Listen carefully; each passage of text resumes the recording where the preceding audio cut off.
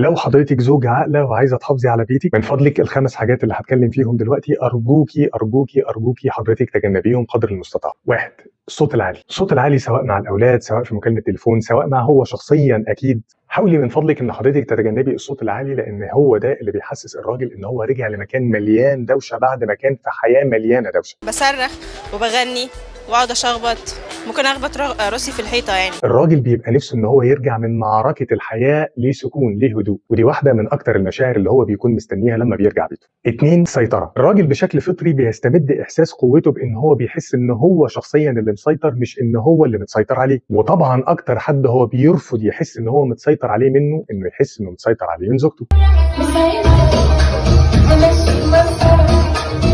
وفي جملة كده دايما بقولها للأزواج والزوجات يحطوها حلقة في ودنهم: ولا الراجل بيحب الست القوية ولا الست بتحب الراجل الضعيف، فطرتين بيكملوا بعض، فمن فضلكم نسيبهم زي ما هم. 3، العناد. في سياق بنقدر نسيبه زي ما هو كده باسم العياد، وفي سياق آخر بنسميه الندية. اسمي كرسي السيد، اجي اتكلم معاك تقفش عليا وتقولي دي عيشه طه، وبعد شويه تيجي تصالحني وتقولي معلش يا بيبي ده الشيطان. الحقيقه لو كان في ايدي ان انا اعمل احصائيه لاشهر اسباب الطلاق في العصر الحديث، انا متاكد ان هي هتكون هذا السبب: العناد والنديه. الراجل بطبيعته بيرتاح لما بيشوف ان زوجته ست مطيعه، وقبل ما حضرتك ما تتضايقي من كلمه مطيعه، احنا فرقنا قبل كده ما بين المطيعه والخاضعه، وقلنا ان في فرق كبير جدا ما بينهم، وان الراجل عايز المطيعه ومش عايز الخاضعه. وتقدري حضرتك ترجعي للحلقه اللي احنا اتكلمنا فيها على الموضوع ده قبل كده. 4، النكد. وما ادراكم ما النكد. ده ربنا في الراجل، هو مستحمل نكد نكد نكد، وبعد كده ترجعوا تقولوا ما فيش وما عندناش وحياتنا وحشه. ما هو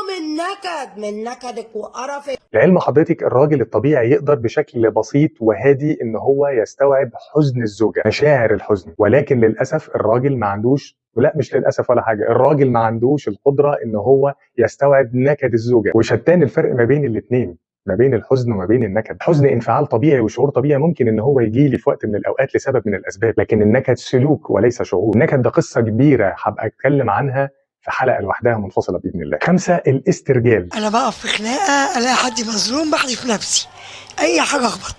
كم من امرأة الآن بشنب وبدقن وبصوت عالي، كم ست دلوقتي بتقعد وتتكلم وتتعامل كأنها راجل، كم ست دلوقتي قاعدة على القهوة بتشيش زي الرجالة، أو قاعدة بتتفرج على ماتش كورة زي الرجالة، أو في الشارع لأنها بتشقى شقى الرجالة وبتجدح بطريقة الرجالة من الصبح بالليل. كم ست دلوقتي بقت بالشكل ده؟ طبعا الشيشة حرام للاتنين، أنا مش بفضل حد على حد، وطبعا الكورة حلال للاتنين، أنا فعلا مش بفضل حد على حد، بس أنا مركز على فكرة الاسترجال في حد ذاتها، فكرة ان الست بقت بتستبعد الانوثه وبتستقرب صفات الرجوله. السوفت وير في الفتره الاخيره اتغير بشكل كبير بالنسبه للستات، مش كلهم الحمد لله. الراجل يا اخوانا نفسه في ست، نفسه في انثى، كلامها، تفكيرها، شكلها، صوتها، سلوكها، تصرفاتها، اهتماماتها انثويه. وان شاء الله حضراتكم تفهموا كلامي كويس. انا بفكر حضراتكم ان هذا كلام موجه للعاقلات فقط، اللي انا متاكد ان هم كتير باذن الله، وربنا يكتر منهم كمان وكمان. دمتم في رعايه الله.